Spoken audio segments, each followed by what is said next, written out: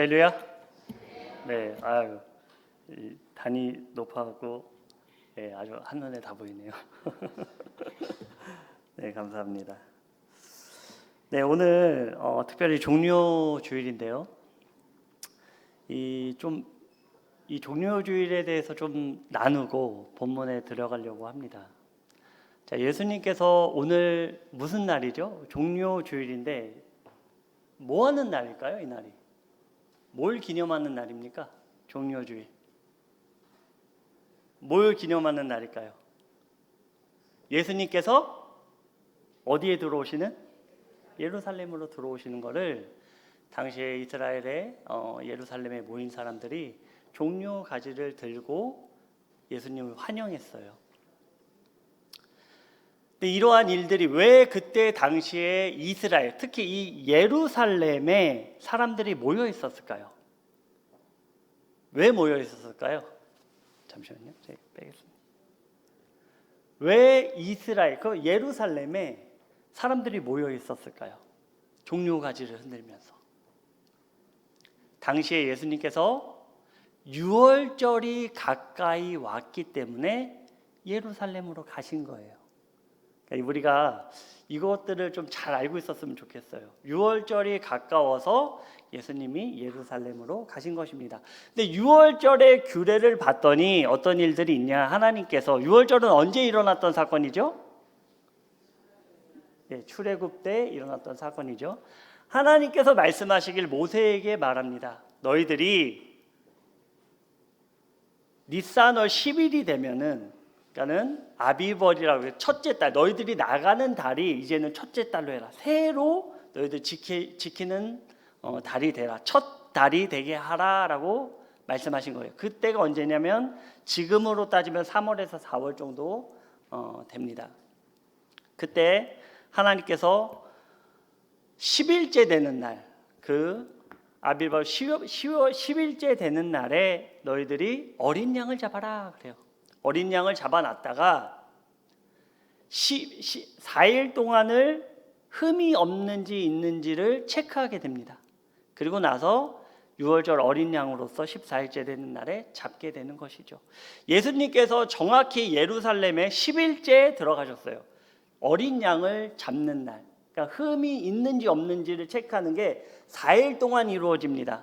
4일 동안 이루어져요. 그래서 예수님도 그 어린 양의, 우리가 그래서 예수님을 그러잖아요. 유월절 어린 양의 피로 그러잖아요.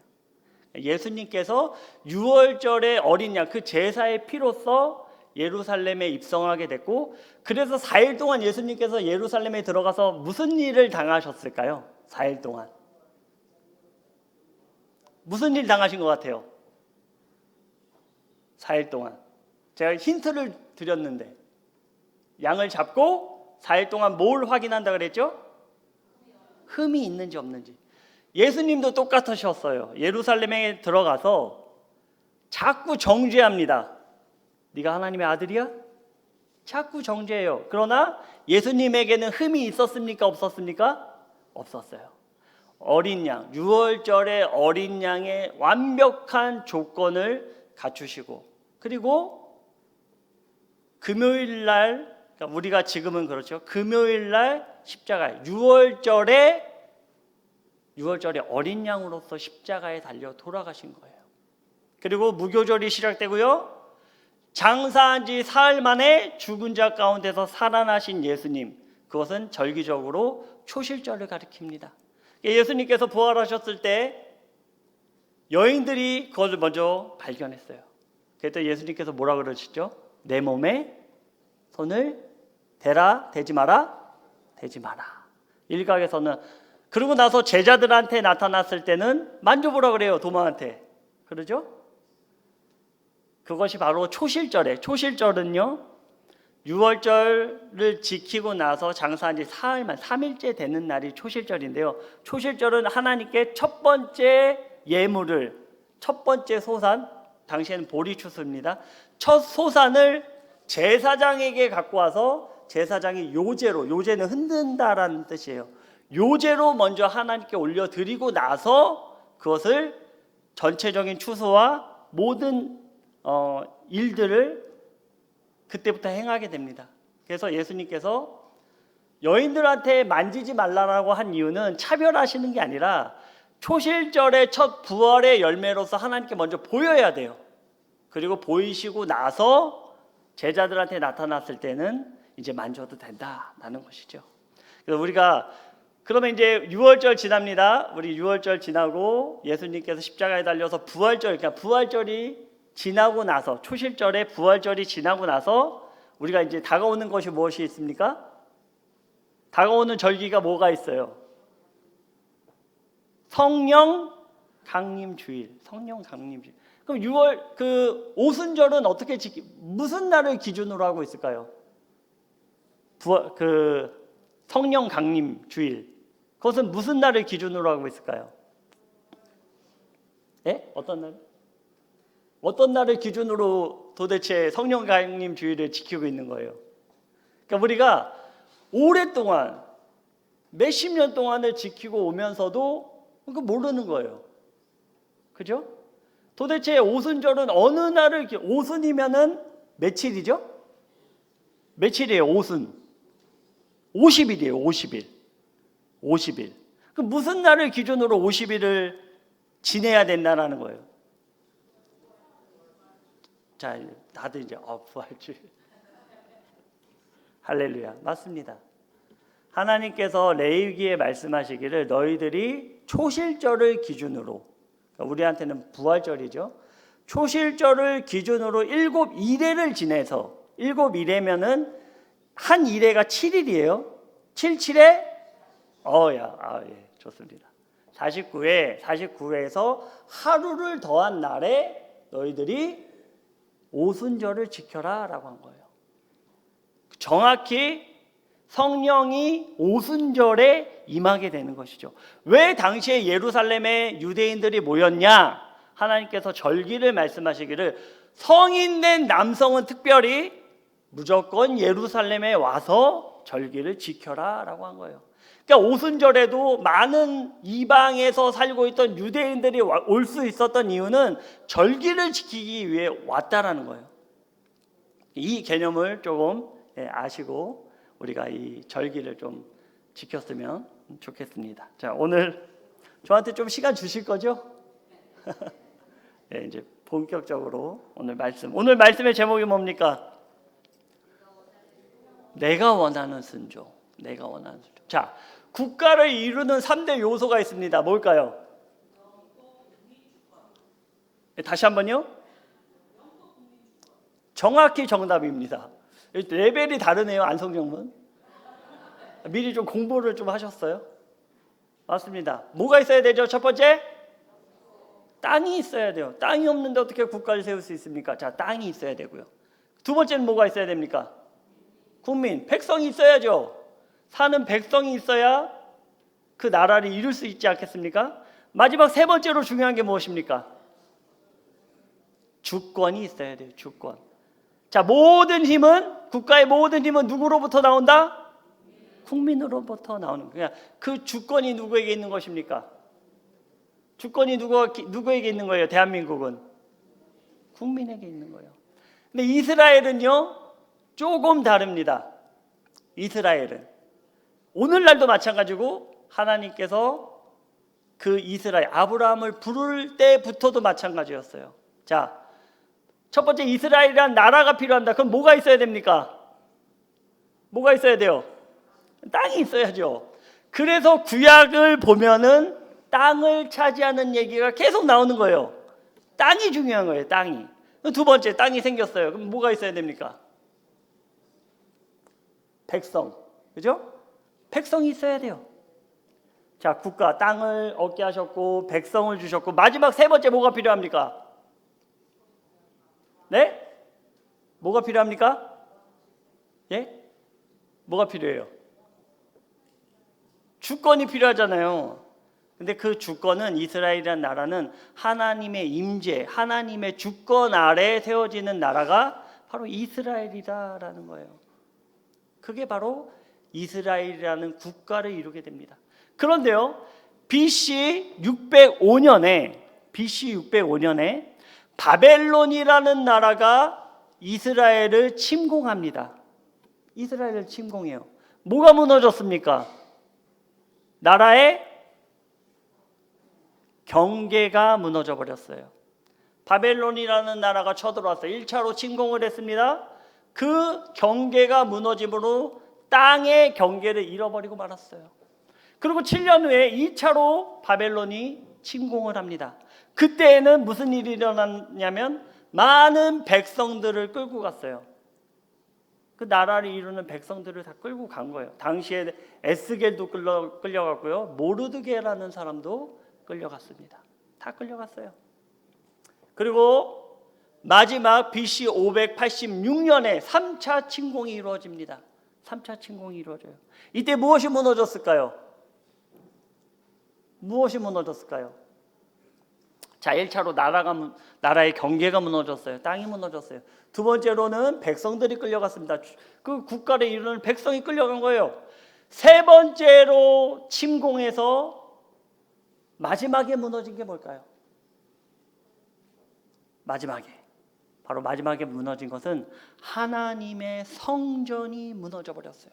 즉 하나님의 임재가 떠나간 것입니다. 에스겔이 환상을 보는 가운데 하나님의 임재, 성전에서 떠올라 동쪽으로 가는 것을 명확하게 에스겔은 보게 됩니다. 그리고 성전이 무너졌다는 소식을 바벨론에 있던 누군가에게 전달됐는데 그 누가 누굴까요?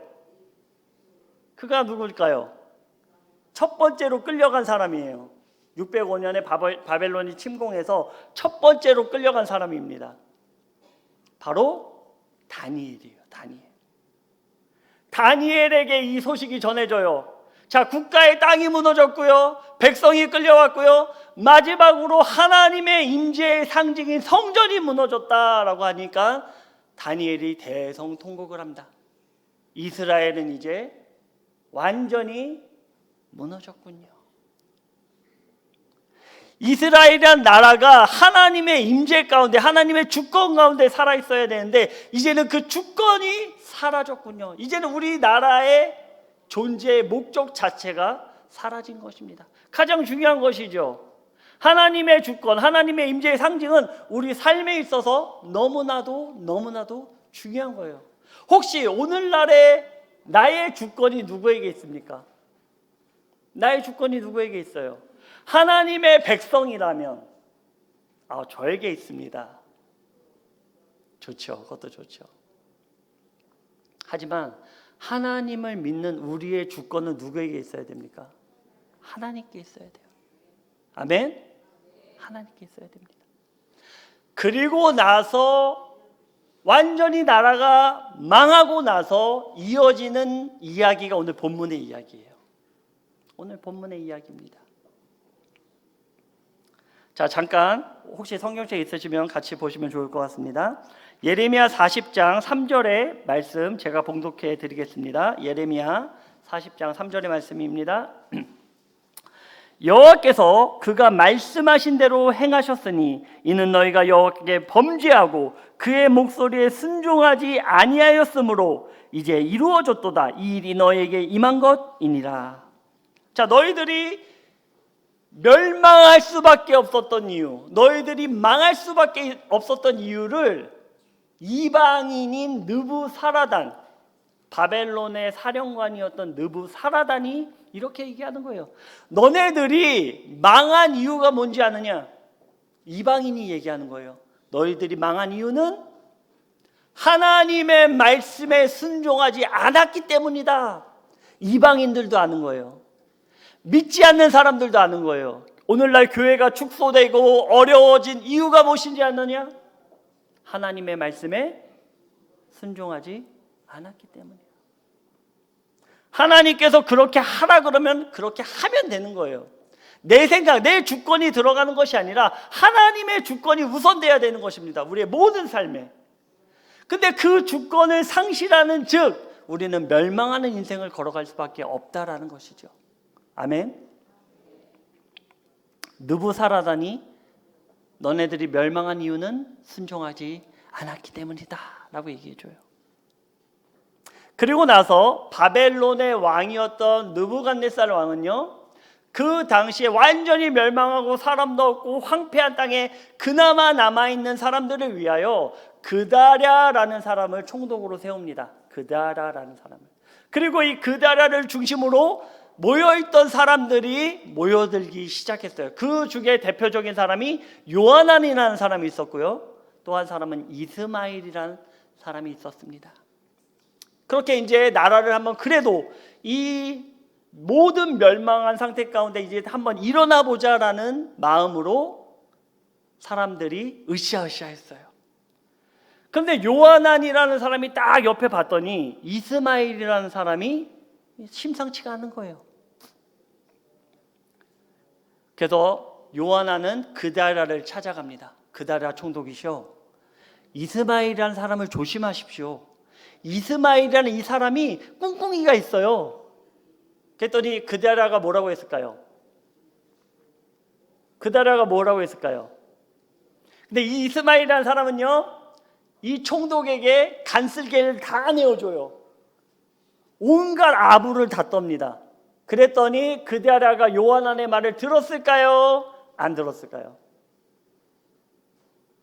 이스마엘이 막 옆에서 아부를 엄청나게 떤다니까요. 그러니까 이스마엘이라는 사람을 조심하십시오 했더니 그다랴가 그 말을 듣지 않습니다. 그 말을 듣지 않아요. 그럴 리가 없다라는 거예요. 나한테 너무나 잘하는데 이스마엘이라는 이 사람이 나를 해하지 않을 거다라고 요하난을 다그칩니다. 근데 그다랴 어떻게 됐을까요? 죽어요. 저 뒤에서 죽어요. 이스마엘이 10명의 사람들과 함께 그다랴를 밤에 와서 죽여버립니다. 근데 그다랴라는 사람을 누가 세웠습니까? 바벨론의 나라의 총독으로 누가 세운 거예요? 바벨론의 왕 느부갓네살. 당시에 그 근동 패권을 쥐고 있었기 때문에요, 그 헤게모니가 지금으로 따지면 아마 미국과 러시아가 합쳐놓은 정도의 그 패권을 가지고 있었을 거예요. 그랬던 왕이 세운 사람이 누구라고요? 그다랴예요. 그다랴. 근데 그다랴를 지금 이스라엘 내부에서 살해를 해버린 것입니다. 난리가 난 거죠. 그래서 요하난과 아사랴라는 사람들이 모여서 도망가자 그런 거예요. 야, 이제 이 소식이 바벨론에 들어가면 우리는 다 죽었다, 우리는 도저히 살아남을 수가 없다 해서 사람들, 모여있는 모든 사람들을 데리고 어디로 도망갈까요? 어디로 도망가려고 했을까요?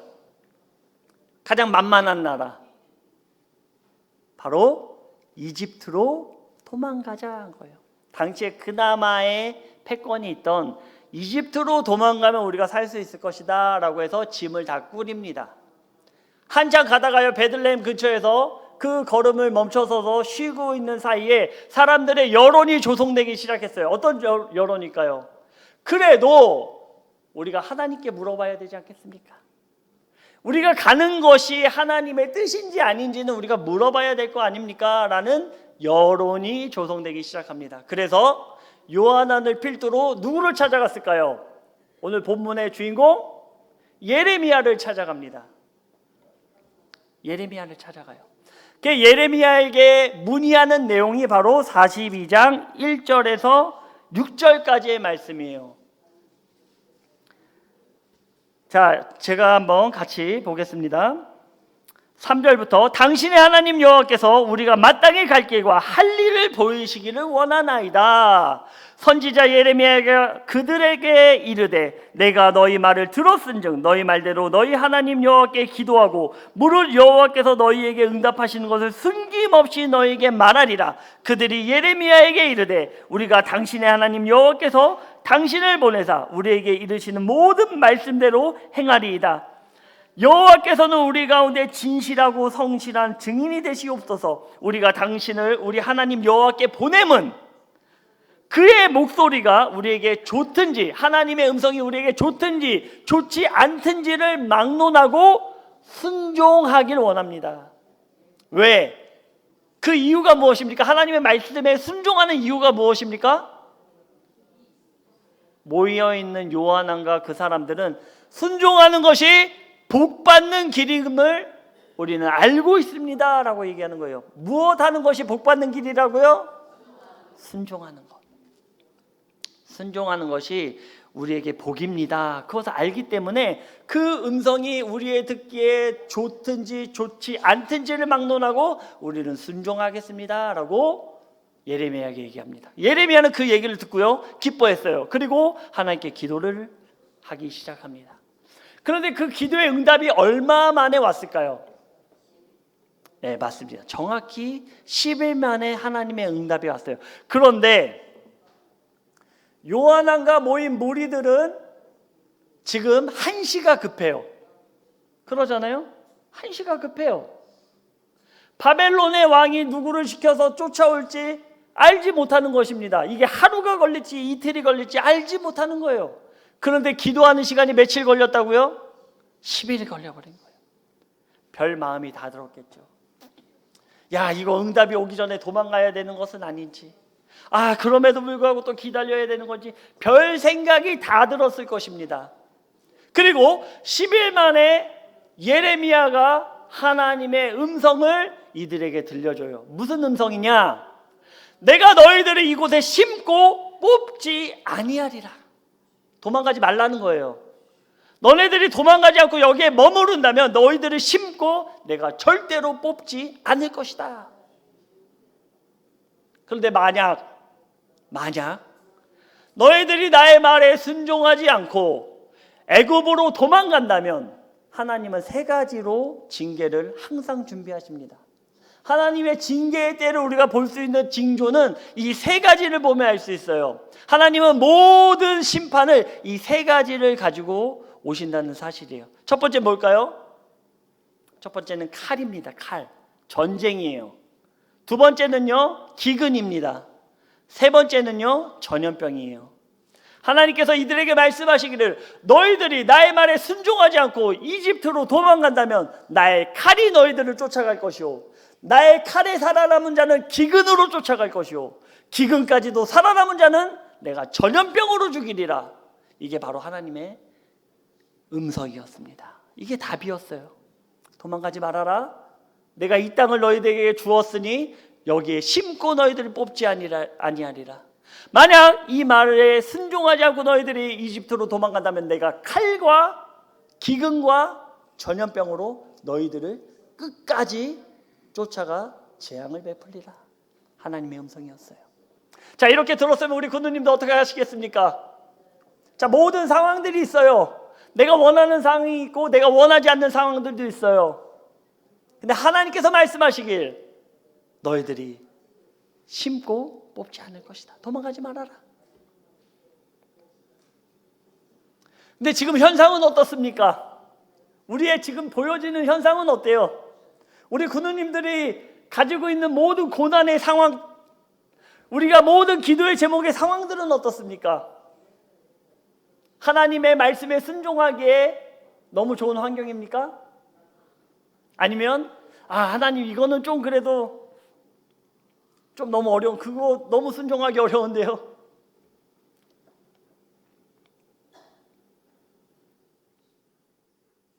이 얘기를 들은 요한왕과 아사랴와 모인 모든 사람들, 여기서는 특별히 오만하다라고 얘기하고 있어요. 오만하다는 것은 겸손하지 못하다는 것이죠. 우리가 선악과를 따먹은 결과는 무엇일까요? 선악과를 따먹은 결과, 그 원죄잖아요. 원죄. 그죠? 선악과를 따먹은 게 원죄예요. 원죄. 선악과를 따먹으면 너희들이 하나님처럼 될 거야 라고 뱀이 와서 얘기했습니다. 사단이 와서 얘기했어요. 그러면 선악과를 따먹은 아담과 하와는 하나님처럼 됐을까요? 되지 않았을까요? 됐다고 생각하시는 분은 손을 내려주세요. 하나님처럼 됐다라고 생각하시는 분은 손을 내려주세요. 뭐요? 이것도 아니고 지금 하나님처럼 됐습니다. 하나님처럼 됐어요. 창세기 3장에 보면요, 너희들이 선악과를 따먹음으로 말미암아 우리들 중 하나처럼 되었다라는 거예요. 하나님께서 말씀하시길 우리 중에 하나처럼 되었다. 무엇에 관하여서는 선악을 주관하는 것에서는 우리가 신이 돼버렸다라는 거예요. 그게 원죄예요. 우리의 원죄. 그래서 내 마음에 드는 사람은 좋은 사람, 내 마음에 들지 않는 사람은 나쁜 사람, 내가 결정을 하는 거예요. 내가. 하나님은 그렇게 말씀하시지 않았거든요. 그래서 하나님께서 그 주권을 하나님께 올려드린 그것마저도 선악에 관련된 그것이 옳다 그렇다라는 그 결정을 하는 것조차도 내가 결정하면 안 돼요. 그게 원죄입니다. 원죄.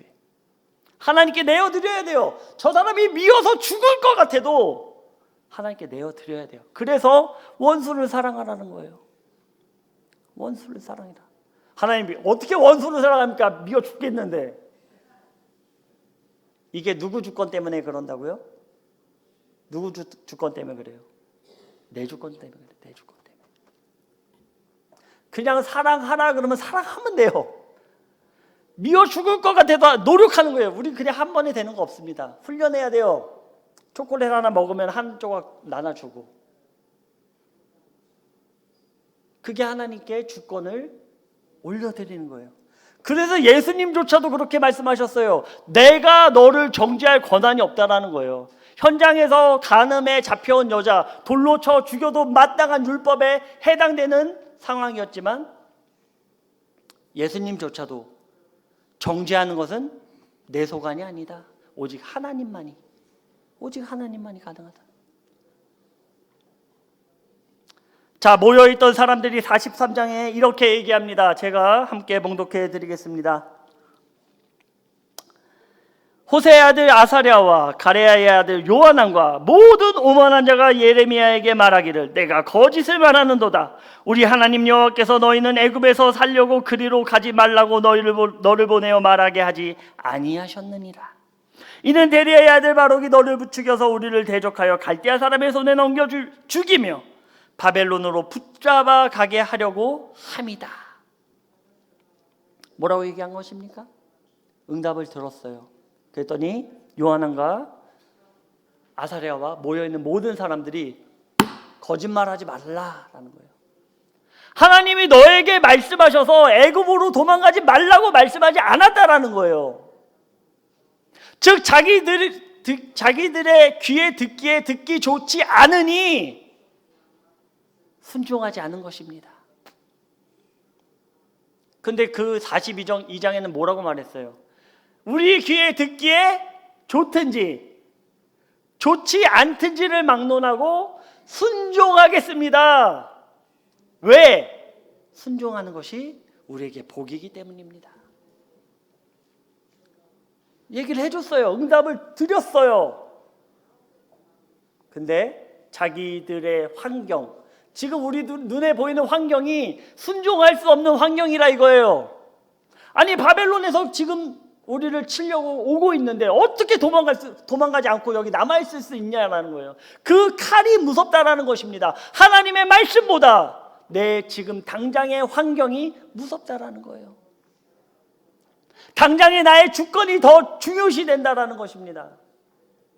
하나님의 음성은 그냥 들려지는 음성일 뿐 나의 상황, 나의 현재의 상황은 하나님께서 해결할 수 없다라고 이스라엘 백성들은 한정 지고 말았다는 거예요. 즉 하나님의 말씀에 순종이 아닌 내가 원하는 순종만을 하나님께 강요하고 있다는 것이죠. 하나님, 저는 여기까지 할 수 있어요. 딱 여기까지입니다. 그 이상은 저는 하지 못해요. 어떤 조금의 듣기 싫은 말들이 나에게 왔을 때 하나님, 이거는 전 듣고 싶지 않아요. 이게 하나님의 말씀일지라도 내가 원하지 않는 순종은 하나님께 올려드리지 않는 거예요. 하지만 하나님의 말씀에 순종하는 것이 복입니다. 하나님의 말씀에 순종하는 것이 복이에요. 그것이 우리 귀에 듣기에 좋든지 좋지 않든지를 막론하고 하나님의 모든 음성은 우리 삶의 길이요 빛이요 생명의 길이라는 것, 생명의 통로라는 것을 우리는 반드시 깨달아야 될 것입니다. 사랑하는 안성령문 군우 여러분, 지금까지의 나의 모든 삶이 혹 내 주권에 맞게, 내 순종에 맞게 하나님께 나아가진 않았습니까? 바라고 나오기는 이제는 내 주권을 하나님께 온전히 올려드림으로 하나님의 말씀에 온전히 순종하여 모든 삶에 하나님의 100%의 복을 받아 누리시기를 주님의 이름으로 축원드립니다. 같이 기도드리겠습니다. 사랑의 하나님 아버지, 감사합니다. 하나님